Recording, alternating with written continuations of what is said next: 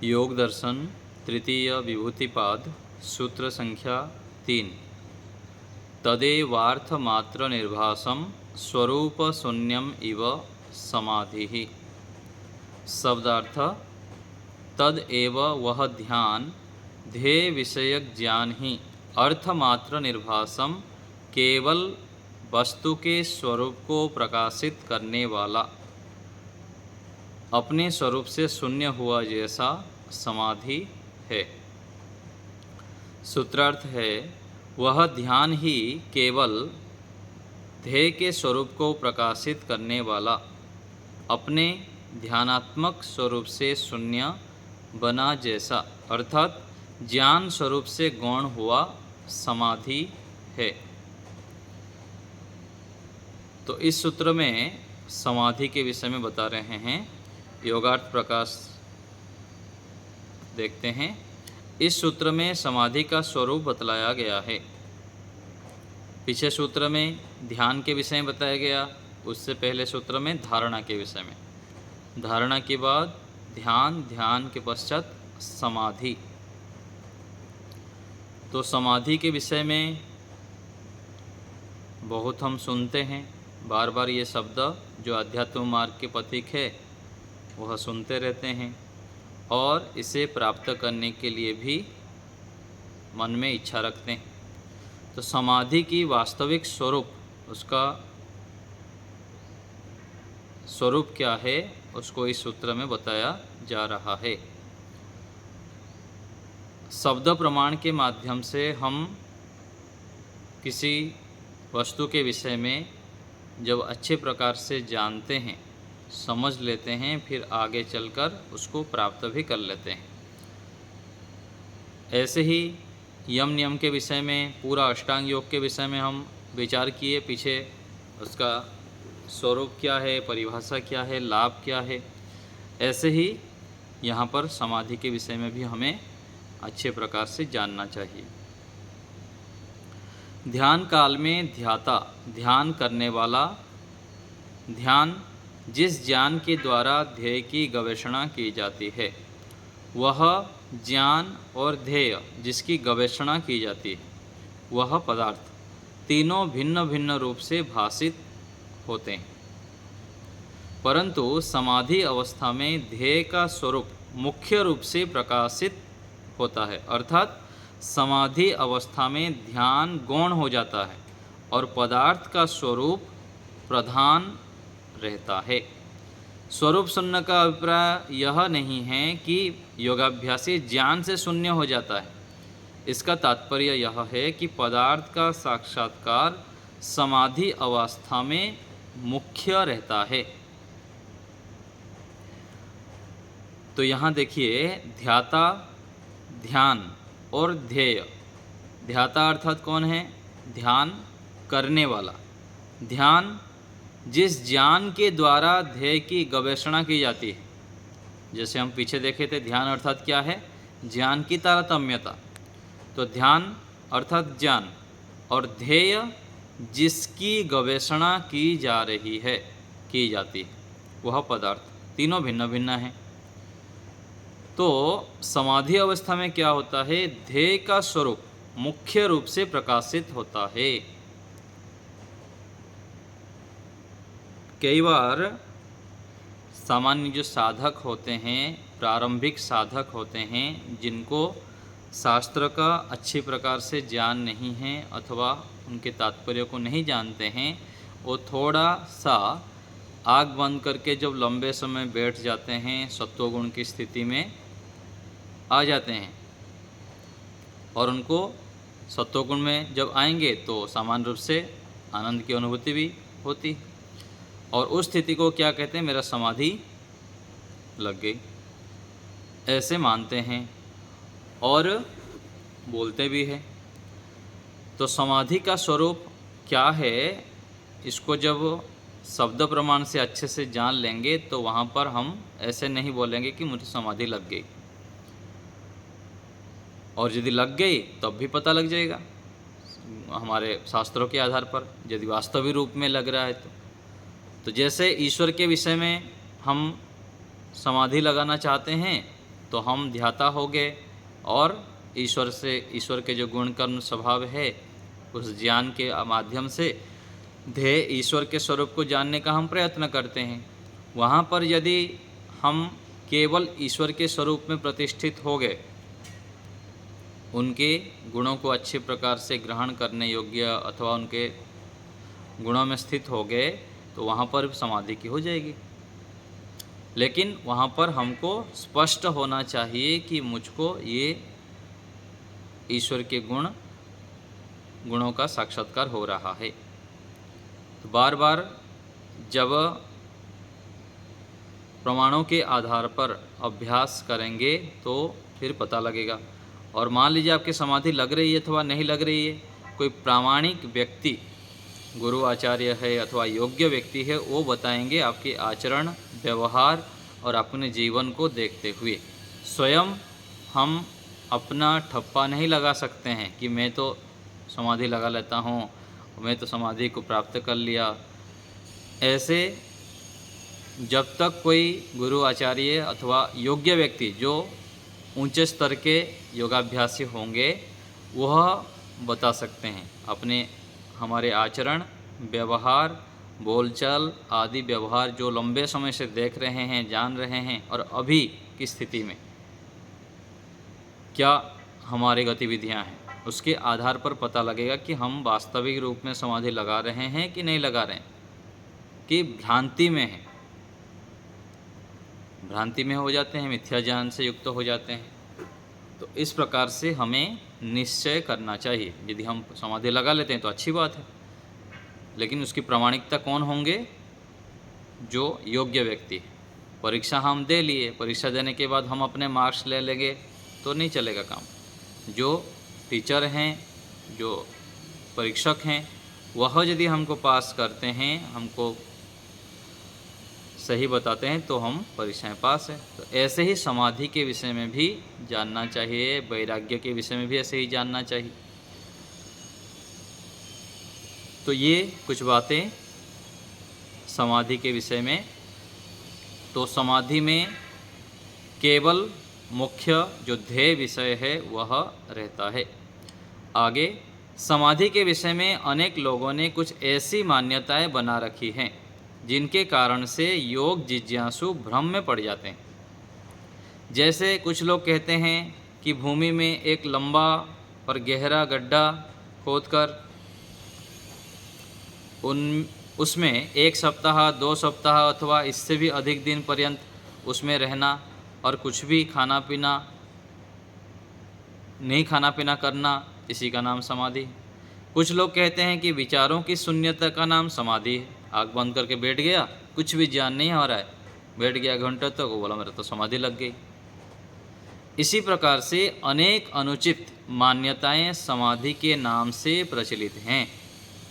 जब तक योग जिज्ञासु प्रचलित अनुचित मान्यताओं और विशुद्ध मान्यताओं को ठीक प्रकार से नहीं जानते, तब तक योग मार्ग पर चलकर सफल नहीं हो सकते। और अभ्यास तो करते रहेंगे सालों साल तक, लेकिन विशेष जो क्लेशों का दग्धबीज होना और जो समाधि की स्थिति से हमको लाभ होनी चाहिए वो नहीं हो पाएगा यदि हम गलत मान्यताओं से युक्त रहेंगे। तो समाधि के लिए पहले ईश्वर के स्वरूप का अच्छी प्रकार ज्ञान होना, लंबे समय तक ध्यान का अभ्यास करना, और वहाँ पर समाधि तब कहेंगे जब हम ईश्वर के स्वरूप में, ईश्वर के गुणों में वास्तविक रूप में स्थित हो जाएंगे। केवल अर्थ मात्र निर्भासम, ये उसका शर्त है। ये सूत्र जो कहना चाह रहा है ना, अर्थ मात्र निर्भासम, केवल अर्थ ही रहे, शब्द और बाकी चीज साइड में। समाधि के विषय में विशुद्ध रूप से ऋषियों ने बतलाया है कि चित्त की वृत्तियों को रोक देना योग है। योग किसे कहते हैं? चित्त की वृत्तियों को रोक देना, और योग ही समाधि है। इसी वृत्ति निरोध का नाम समाधि है। तो योगः समाधि कहा गया वहाँ पर। तो सभी वहाँ पर भी पहले जो पाद में आया है, सभी योग की स्थिति में समाधि होती है ऐसा नहीं है। तो समाधि वृत्ति निरोध सांसारिक वृत्तियों का पूरा निरोध हो जाना, केवल परमात्मा के स्वरूप में स्थित हो जाना, बाह्य वृत्तियों का निरोध होना ही समाधि है। वृत्ति निरोध अर्थात समाधि के प्रमुख दो भेद हैं, एक संप्रज्ञात समाधि और दूसरी असंप्रज्ञात समाधि। समाधि प्राप्ति के कुछ आवश्यक साधन हैं, जैसे ईश्वर, जीवात्मा और प्रकृति, तीन साधन हैं। इन तीनों का शुद्ध ज्ञान समाधि प्राप्ति में एक आवश्यक साधन है। इसी प्रकार से वैराग्य, अभ्यास और यम नियम आदि का पालन, ये समाधि के साधन हैं। ये भी समाधि के प्रमुख साधन हैं। इन्हीं साधनों के द्वारा योगाभ्यासी अपने मन को बस में करके धारणा की सिद्धि करते हैं। तो इन साधनों के माध्यम से योगाभ्यासी पहले मन को बस में करते हैं, फिर धारणा, ध्यान, फिर आगे समाधि की ओर। तो धारणा से ध्यान और ध्यान से समाधि को सिद्ध करते हैं। धारणा, ध्यान और संप्रज्ञात समाधि का अभ्यास करते करते संप्रज्ञात समाधि की परिपक्व अवस्था आ जाती है, और संप्रज्ञात समाधि की परिपक्व अवस्था से भी परवैराग्य उत्पन्न होता है, और परवैराग्य से असंप्रज्ञात समाधि सिद्ध होती है। तो जो प्रारंभिक समाधि क्या है? संप्रज्ञात समाधि। उसके बाद परवैराग्य होता है, फिर आगे असंप्रज्ञात समाधि जो उच्च स्तर की समाधि है वह सिद्ध होती है। उससे ईश्वर साक्षात्कार होता है, और ईश्वर साक्षात्कार से समस्त क्लेशों की निवृत्ति और आनंद की प्राप्ति होती है। तो यदि हमारी असंप्रज्ञात समाधि लग रही है, हम समाधि की स्थिति को प्राप्त करते हैं, तो उसका फलस्वरूप क्या होना चाहिए? हमारा क्लेश धीरे धीरे कमज़ोर होते जाएंगे, और हम सांसारिक सुखों के पीछे नहीं भागेंगे, केवल ईश्वर ही अच्छा लगेगा। ईश्वर की आनंद प्राप्त करने के लिए हम प्रयत्नशील रहेंगे। इसलिए सभी योग जिज्ञासुओं को समाधि के विषय में भ्रांत मान्यताओं को छोड़कर ऋषियों की विशुद्ध मान्यताओं को स्वीकार करना चाहिए। तो व्यवहार में पता लग जाता है, जो योग्य व्यक्ति हैं, उच्च स्तर के योगाभ्यासी हैं, तो जो योग के क्षेत्र में आगे बढ़ रहे हैं, जिनकी समाधि लग रही है, अथवा जो योगाभ्यास अच्छे प्रकार से कर रहे हैं, अपने आप को कहते हैं, तो उनके व्यवहार से पता लग जाएगा। व्यवहार में यदि ईश्वर के प्रति तड़प है, सांसारिक विषयों से हम प्रभावित नहीं होते हैं, उनकी ओर आकर्षित नहीं होते हैं, तो धीरे धीरे ये सब लक्षण होता है। आगे योग के विषय में कुछ अनुभवात्मक प्रयोग।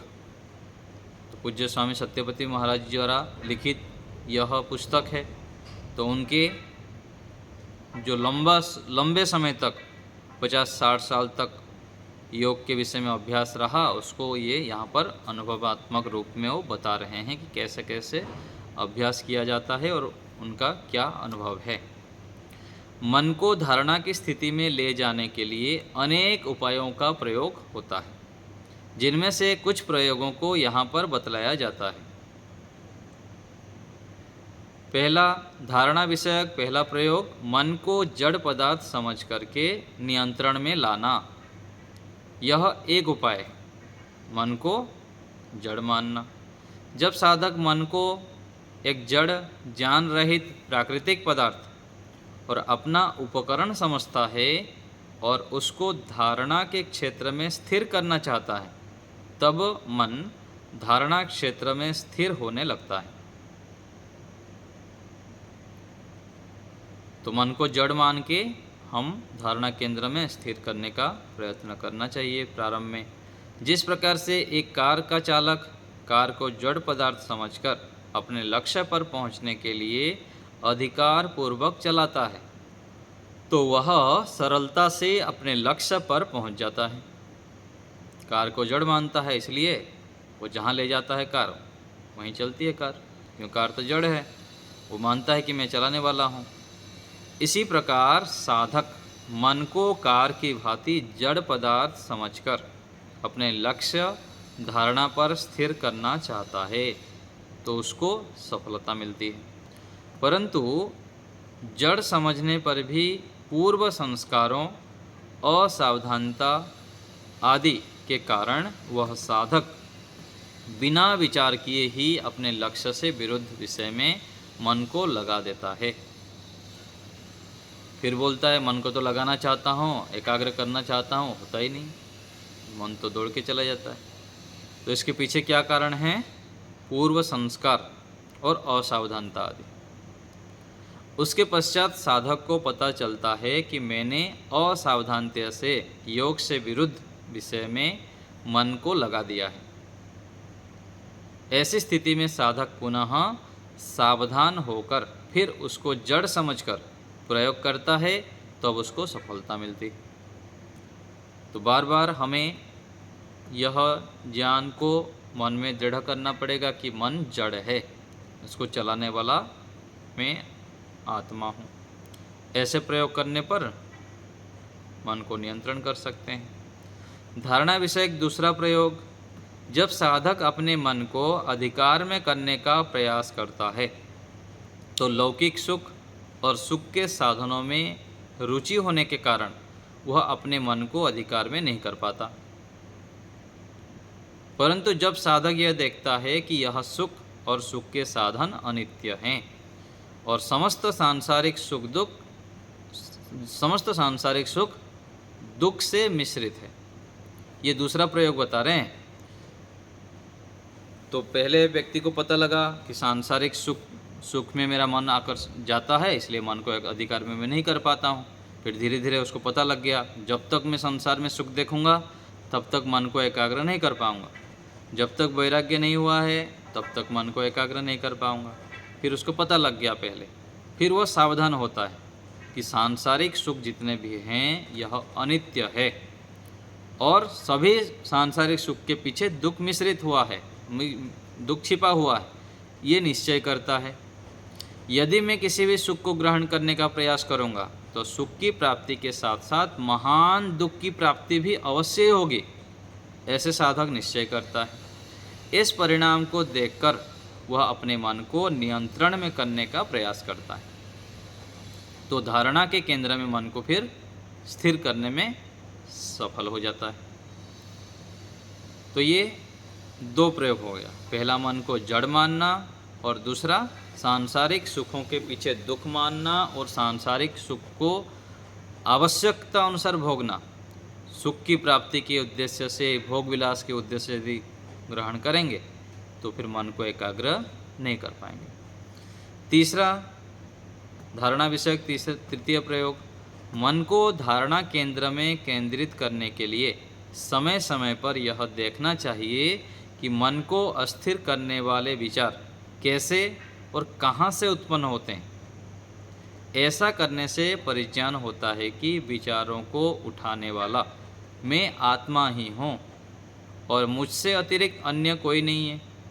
इस प्रयोग से मन को धारणा केंद्र में स्थिर करने में सफलता मिलती है। धारणा केंद्र में मन को स्थिर करने के लिए साधक को यह विचार करना चाहिए कि यदि मैं धारणा केंद्र में मन को स्थिर करने में सफल हो जाता हूँ तो इससे ध्यान और समाधि की सिद्धि होगी और उससे मैं ईश्वर का साक्षात्कार तक पहुँच जाऊँगा। अन्यथा मैं ईश्वर प्राप्ति, जो मेरा मुख्य लक्ष्य है, उसको छोड़कर सांसारिक विषयों में ही आसक्त होकर विविध दुखों को भोगूंगा। ये निश्चय करें कि ईश्वर के सुख से इतना लाभ है, ईश्वर प्राप्ति करूंगा तो मैं बहुत मुझको लाभ होगा, मैं दुखों से छूट जाऊंगा, नहीं तो फिर यहाँ सड़ता रहूँगा, दुखी होता रहूँगा।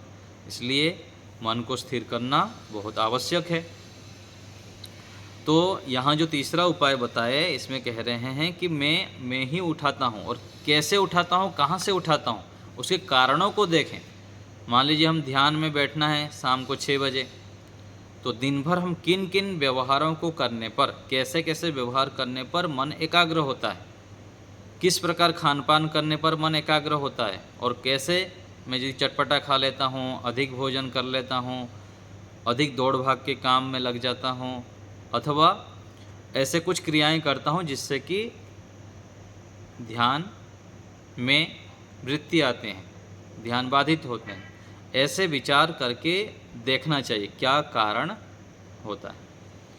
तो ये हम यदि देखेंगे तो धीरे धीरे पता लग जाएगा कि ऐसे ऐसे मैं क्रिया करता हूँ, इस प्रकार से व्यवहार करता हूँ, ऐसे भोजन करता हूँ, तो मेरा मन एकाग्र नहीं होता है, ये भी देखना चाहिए। और साथ साथ ईश्वर प्राप्ति से क्या क्या लाभ है, मन को एकाग्र करने से क्या लाभ है, इसके विषय में विचार करें, तब भी हमको लाभ होगा। जब धारणा की स्थिति अच्छी बन जाती है तो ध्यान करने में सुविधा हो जाती है। ध्यान काल में साधक को निम्न सावधानियां रखनी चाहिए।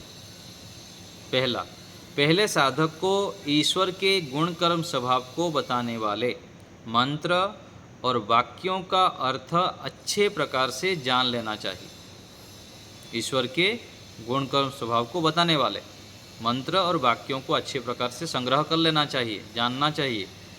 ध्यान करते समय अर्थ सहित जप वाक्य का प्रयोग करते रहना चाहिए।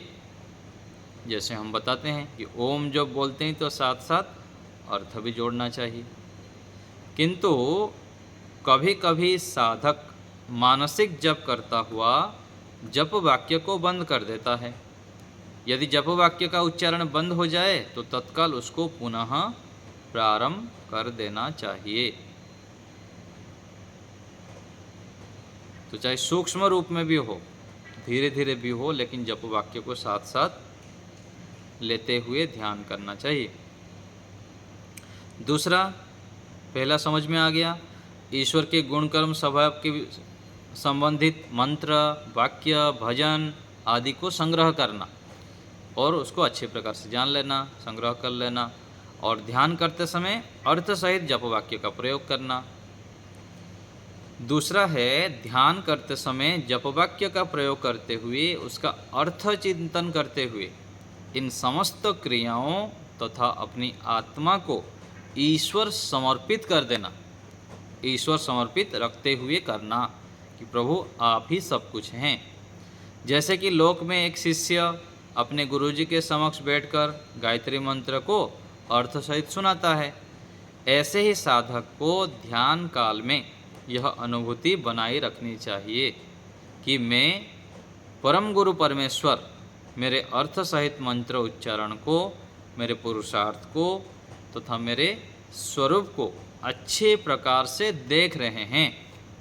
ये निश्चय मन में रहे, और ये निश्चय रखते हुए परमात्मा को अपने सम्मुख रखते हुए पूरा समर्पित भाव से करें तो ध्यान में बहुत लाभ होगा। तीसरा है, ध्यान काल में जो ध्येय ईश्वर है उसको छोड़कर अन्य किसी भी विषय पर विचार नहीं उठाना चाहिए। अन्य समस्त विचारों पर प्रतिबंध लगा देना चाहिए। तो यह अभ्यास करेंगे बार बार तो अन्य विचारों को हम हटा सकते हैं। तो ऐसे करके हम ध्यान में सफल हो सकते हैं, मन को एकाग्र कर सकते हैं और फिर आगे समाधि की ओर बढ़ सकते हैं। ऐसे यदि हम प्रयोग करेंगे तब। तो ये कुछ उपाय आज हम विचार किए कि धारणा केंद्र में मन को टिकाना, पहला, दूसरा, तीसरा नियम बताए, और ध्यान काल में सावधानियां बता दिए, गुणकर्म स्वभाव को जानना, जड़ मानना और ईश्वर को समर्पित होना। तो ये सब उपाय है समाधि की ओर बढ़ने के लिए। तो समाधि के विषय में आशा है आप लोग को अच्छी प्रकार से आज कुछ जानकारी मिली होगी, नहीं तो इसको बार बार पढ़िएगा क्या कहना चाह रहे हैं इन जो हिंदी भाग को, तो आपको अच्छे से पता लगेगा। तो आप भी फिर समाधि की ओर बढ़ सकते हैं और अपना समाधि लग रहा है नहीं लग रहा है, यदि लगा तो सही है कि नहीं है, ये भी परीक्षण कर सकते हैं। तो आज यहीं रखते हैं। इस सूत्र का जो अगले कुछ भाग है, हिंदी भाग है, उसको कल हम देखेंगे। अब आपको कुछ पूछना हो तो बताइए।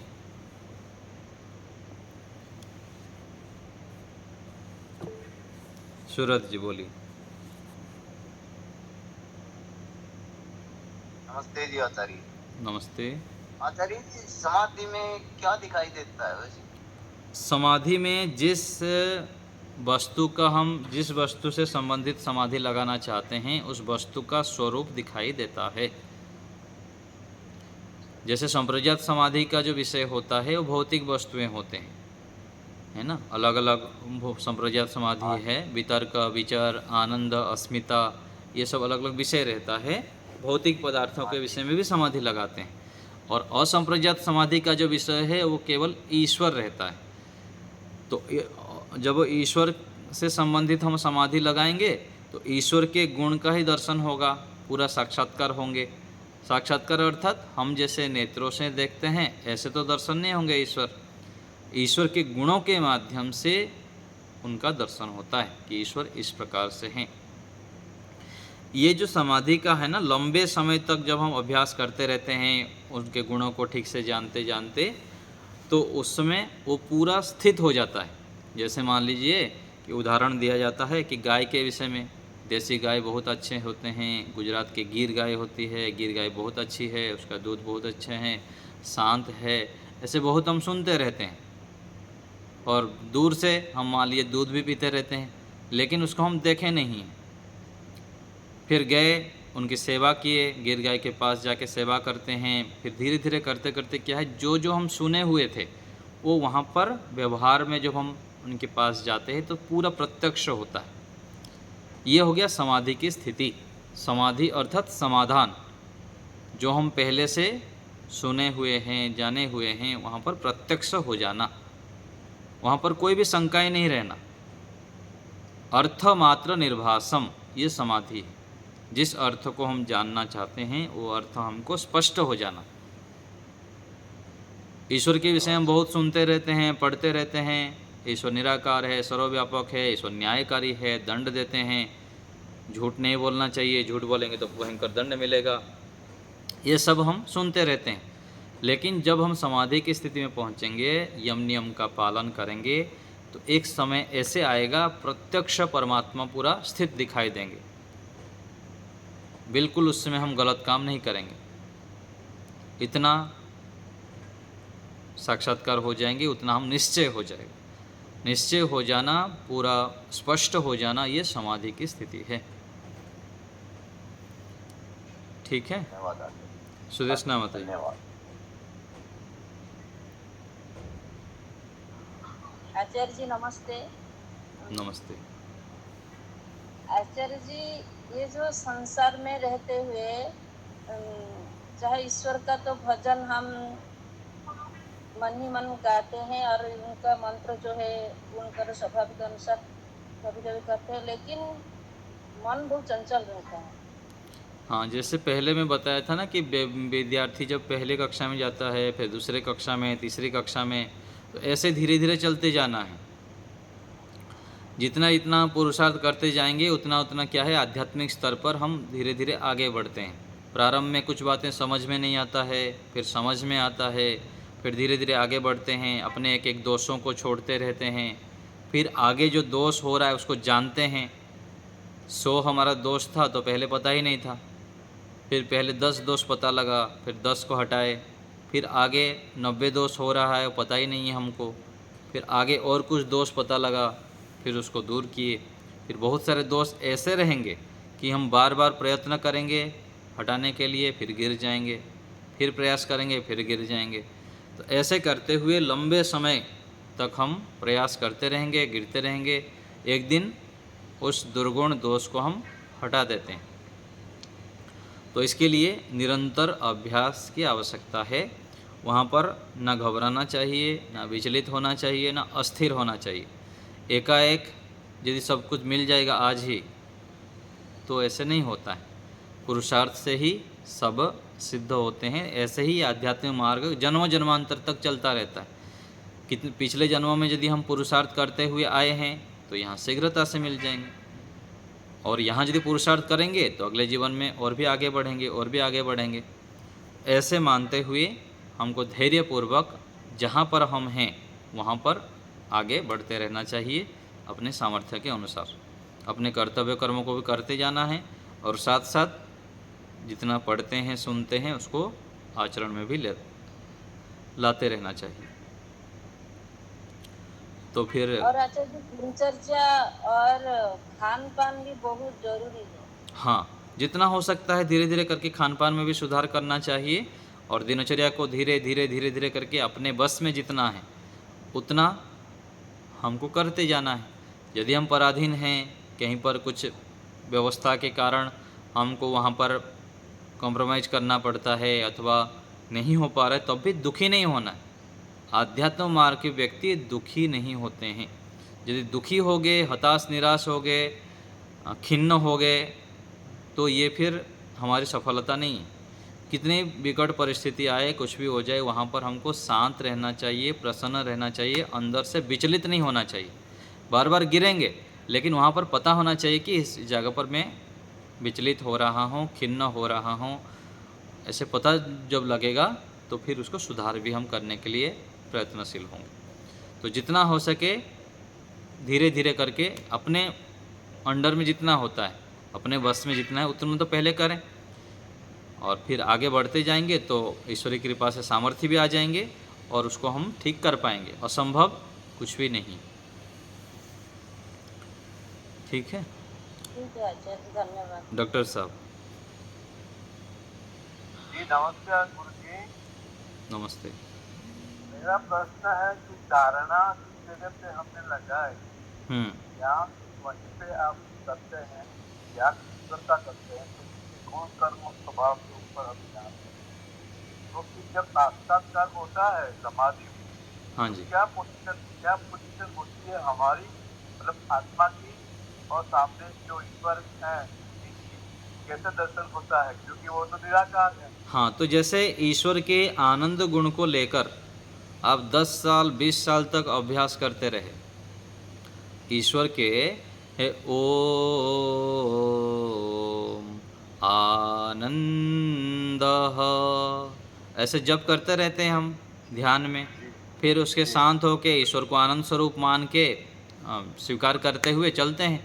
और धीरे धीरे जब हम लंबे समय तक अभ्यास करते हैं, व्यवहार में भी देखा जाता है कि हम जितने पहले दुखी हताश निराश रहते हैं, उससे धीरे धीरे परिवर्तन होते हुए हम आनंदित भी होने लग गए हैं। ऐसे होते होते जब हम यम नियम का भी पालन करते जाएंगे, ईश्वर का आनंद स्वरूप का अभ्यास भी करते जाएंगे, एक बार ऐसे होगा, ऐसे स्थिति आएंगी कि जैसे हम मिठाई खाने पर, हमको रसगुल्ला खाने पर, कुछ अच्छी चीज़ खाने पर सुख मिलता है, विशेष सुख, ऐसे ही परमात्मा पूरा प्रत्यक्ष रूप में इतना दिखाई देंगे, मतलब अनुभूति अंदर होगा कि मुझको आनंद से मैं, हाँ, आनंद से मैं भर रहा हूँ। ऐसे अनुभूति होने लगेंगे। स्थिर बैठे होंगे तो वहाँ पर और उठने की इच्छा ही नहीं होंगे, और वहाँ पर ज्ञान भी काम कर रहा होगा। ये ध्यान रखिए, जब हम ज्ञान भी काम करता है, परमात्मा के मैं पास बैठा हुआ हूँ, परमात्मा के आनंद स्वरूप को मैं दर्शन कर रहा हूँ, और वहाँ पर बिल्कुल स्थिर हो जाते हैं, और परमात्मा का गुण का साक्षात्कार ऐसे होता है। ये लंबे अभ्यास करने पर ये स्थितियाँ आती हैं। जैसे हम उसमें ध्यान में बोलते हैं, नहीं, वहाँ कुछ बोलना नहीं है, वहाँ कुछ बोलना नहीं, बिल्कुल शांत हो जाएगा। बोले ना अर्थ मात्र निर्भाषम कहा गया ना, वहाँ शब्द अर्थ सब गायब हो जाएंगे, सब शब्द आदि सब मौन हो जाएंगे, वहाँ केवल अर्थ मात्र निर्भाषम, बिल्कुल स्थिर। न्यायकारी को कैसे लेंगे? ऐसे ही अलग अलग प्रकार से न्यायकारी परमात्मा दिखाई देंगे। यही तो बताया ना, परमात्मा न्यायकारी जब दिखाई देने लग जाएंगे ना, व्यवहार में परिवर्तन दिखने लगेगा। व्यक्ति कभी भी गलत काम नहीं करेगा, झूठ नहीं बोलेगा, असत्य आचरण नहीं करेगा, चाहे मर भी जाएगा। तो वो अपने खुद का अनुभव है और परिवर्तन में दिखेगा। हाँ, दिखाई भी देगा, और ऐसे परिवर्तन होते होते होते एक दिन परमात्मा साक्षात न्यायकारी रूप से दिखाई देंगे। जैसे यहाँ पर पिताजी दिखाई देते ना, दंडे ये काम करूँगा तो पिटाई पिटाई करेंगे पिताजी, ऐसे दिखाई देते हैं ना हमको। दिखाई कैसे देता है? दंडा तो लेके पिटाई पिताजी खड़े नहीं रहते हैं, फिर भी हमको मन में रहता है कि नहीं रहता है? ऐसे ही परमात्मा न्यायकारी दिखाई देंगे। तीन अवस्था कहते हैं ना, सुसुप्ति, समाधि और तीसरा क्या है, उन तीनों में एक ही जैसा अनुभव होता है ना। हाँ, तो वो तो अलग बताया जाता है कि सुख की स्थिति को बताया गया है कि परमात्मा के आनंद, समाधि में जो आनंद की स्थिति होती है, सुषुप्ति में भी दुखों से रहित हो जाते हैं, वो वहाँ पर ऐसे बताया गया है। तो परमात्मा, हाँ, परमात्मा वहाँ पर भी न्यायकारी रूप में प्रत्यक्ष दिखाई देंगे। ठीक है, लंबे अभ्यास करने पर ये स्थितियाँ आएगी। बहुत लंबी यात्रा है। हाँ, धैर्यपूर्वक चलते रहेंगे तो हो जाएंगे। मुनीश्वर जी बताएंगे, हाथ उठाए हैं। नमस्ते जी। नमस्ते जी। आचार्य जी। हाँ, बोलिए आप। हेलो आचार्य जी। आपके नेटवर्क कट रहा है, थोड़ा बाहर आके पर नेट में आइए, आवाज़ ठीक से नहीं आ रही है। हाँ, मैं मेघालय की पहाड़ी हूँ साहब। जी बताइए। हेलो, हाँ जी, नमस्ते जी आचार्य जी। बोलिए। हाँ जी, नमस्ते जी, आवाज आ रही है? आपकी आवाज़ ठीक से नहीं आ रही है। हाँ, मेरी आवाज नहीं आ रही। एक मिनट। हाँ जी, अब आ रही है आवाज मेरी? बोलिए। हाँ जी आचार्य जी, आपकी आवाज आपके टावर, नमस्ते जी। हाँ, आपके टावर ठीक नहीं आ रहे हैं, आप कृपया छोड़ दीजिए फिर। ठीक है। हाँ जी, हाँ जी। चलिए, और किसी को कुछ बोलना है? चलिए हम थोड़ी देर के लिए, हाँ सूरज जी बताइए।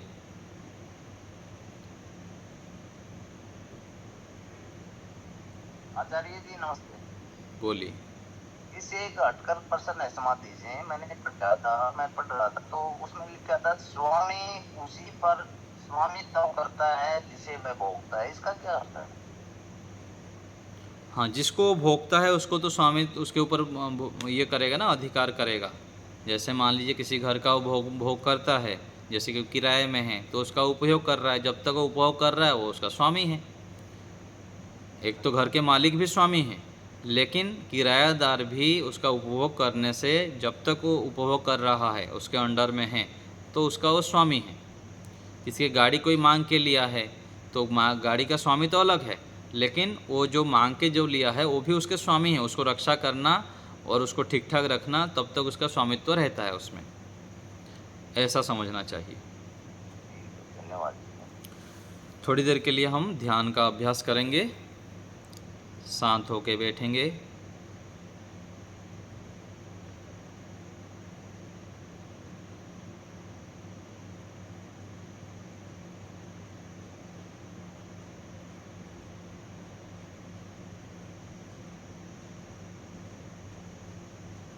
जहाँ भी बैठे हैं वहाँ पर स्थिर हो जाएंगे, कमर गर्दन सीधा, आँखों के सामने घनघोर अंधकार की स्थिति,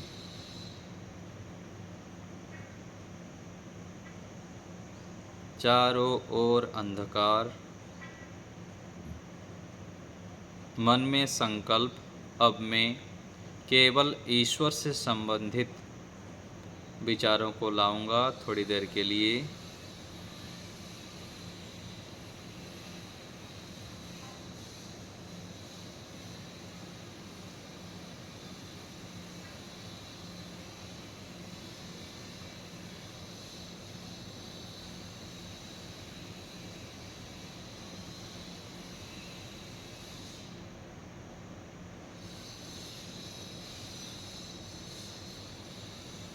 तीन बार ओम का उच्चारण करेंगे हम। ओम के उच्चारण के समय अर्थ विचार, ईश्वर समर्पण साथ साथ करेंगे। परमपिता परमेश्वर हमारे परम हितैषी हैं। ईश्वर की कृपा से हमें यह ध्यान करने का अवसर मिला है। धन्यवाद ज्ञापन पूर्वक, कृतज्ञता पूर्वक परमात्मा की महानता को स्मरण करते हुए ईश्वर के कोई एक गुण को विचार करते हुए अर्थ विचार पूर्वक ओम का उच्चारण, गहरे श्वास भरेंगे।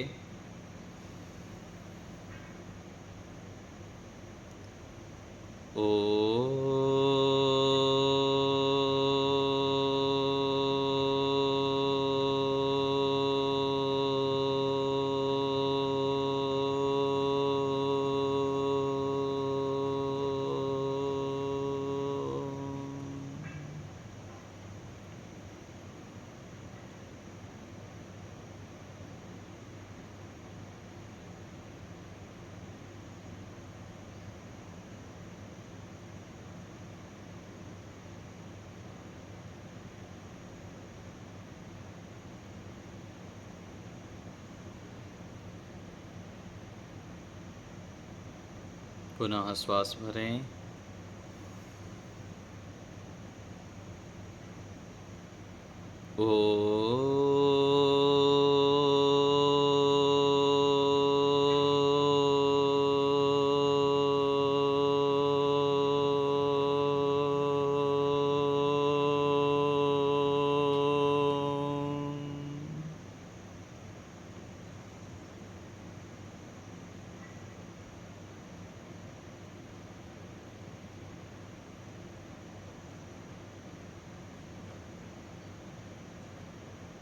फिर से श्वास भरेंगे।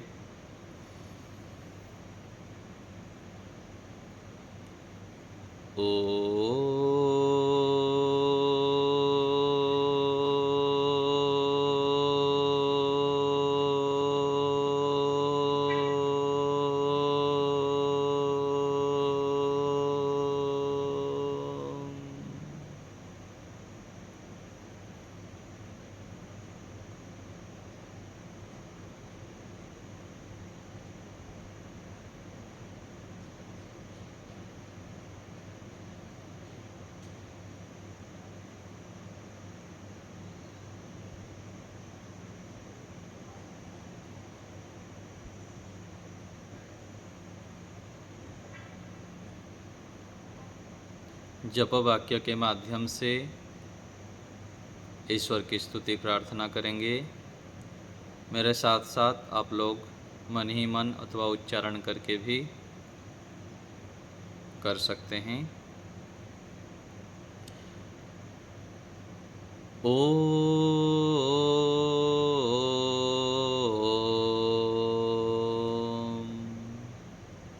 सर्वज्ञः।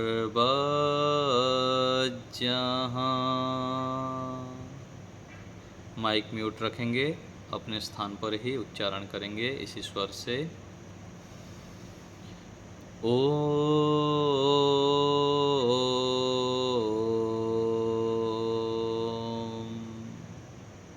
सर्वज्ञः।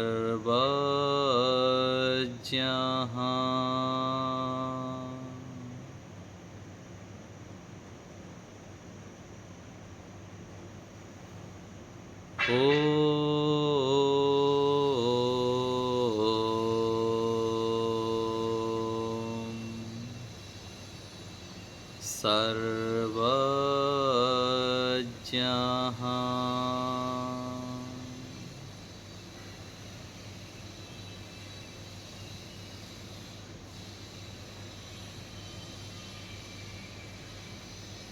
अर्थ विचार करेंगे।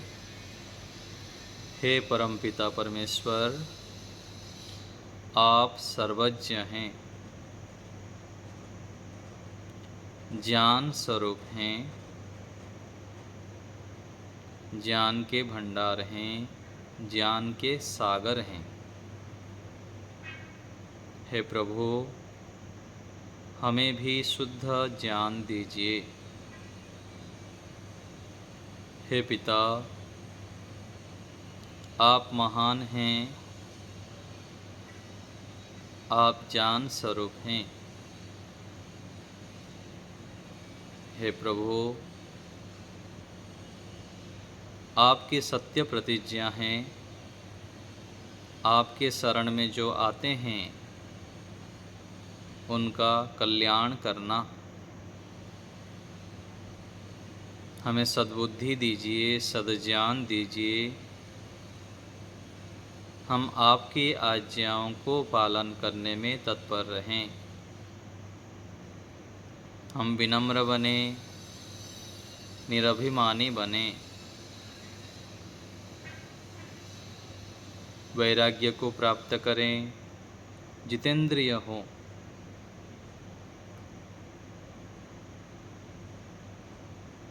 हमें शुद्ध ज्ञान दीजिए। हे प्रभु, आप अंतर्यामी प्रेरक हैं। हमें भी सद्प्रेरणा दीजिए। मैं पुरुषार्थी बनो, विनम्र बनो,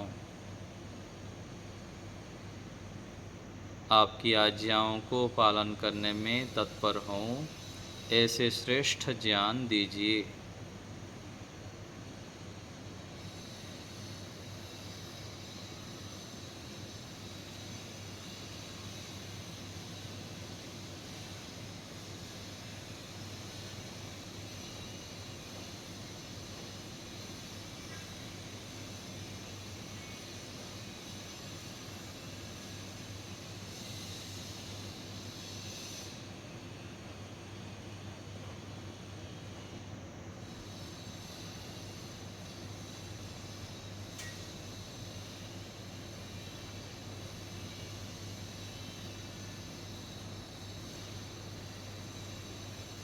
अब हम 3 बार पुनः ओम का उच्चारण करेंगे। उच्चारण के समय अर्थ भावना ईश्वर समर्पण रखते हुए ओम का उच्चारण। गहरे श्वास भरिए। ओम सर्वज्ञ का सूक्ष्म रूप में जप साथ साथ में करते रहेंगे। ईश्वर की उपस्थिति को स्मरण रखते हुए समर्पण भाव से प्रारंभ करें। श्वास भरें।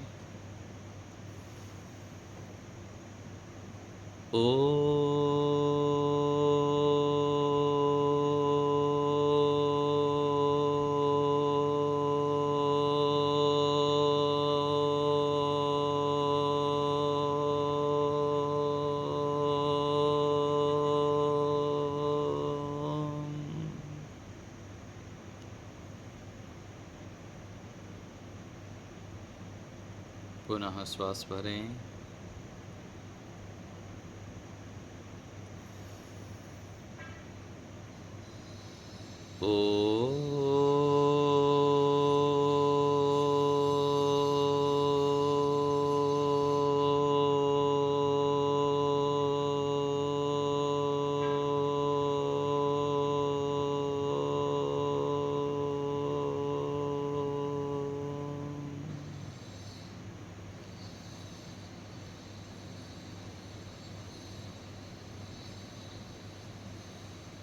फिर से श्वास भरें।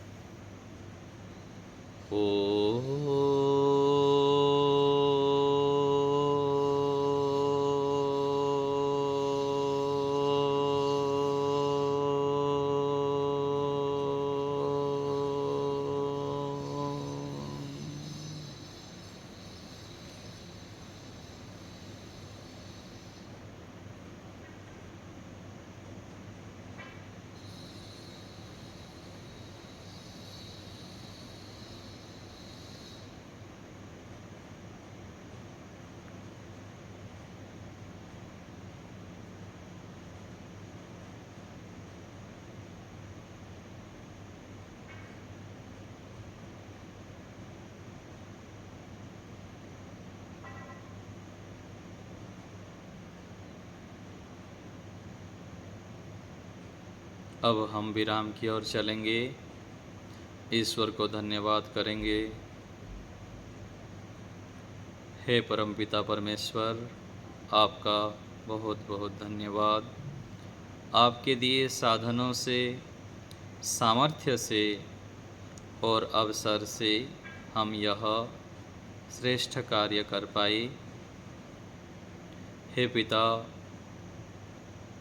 किसी के पास साधन होता है, सामर्थ्य होता है, लेकिन अवसर नहीं हो पाता है, वह ध्यान नहीं कर पाता है। और किसी के पास साधन नहीं है, किसी के पास साधन है, शरीर मन बुद्धि आदि, लेकिन सामर्थ्य नहीं है शरीर में, अवसर नहीं मिलता है ध्यान करने का।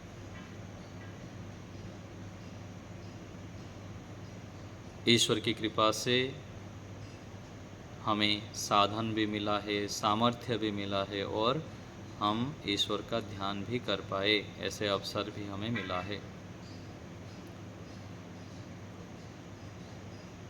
परमात्मा से धन्यवाद। प्रभु आप महान हैं, आप हमें ऐसे ही अवसर प्रदान करते रहें। हम नित्यप्रति आपके सानिध्य में बैठें, आपका ध्यान करें। आप हमें सद्बुद्धि दीजिए, सत्प्रेरणा दीजिए। आपका पुनः बारंबार धन्यवाद।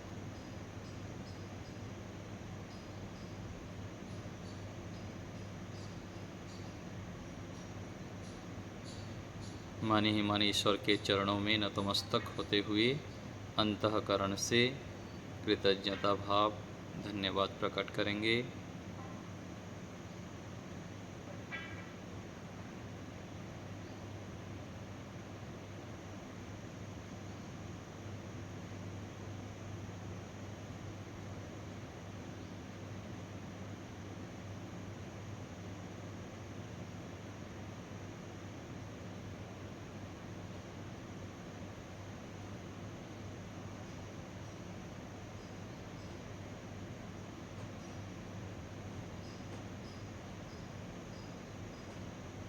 अब विराम देंगे।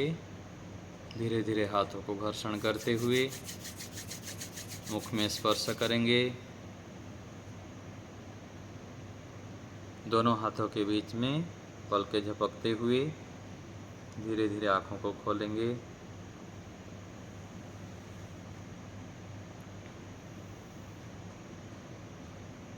ध्यान के पश्चात मौन, गंभीर, शांत होते हुए आगे की क्रियाओं को हमें करना चाहिए। यहीं विराम देते हैं।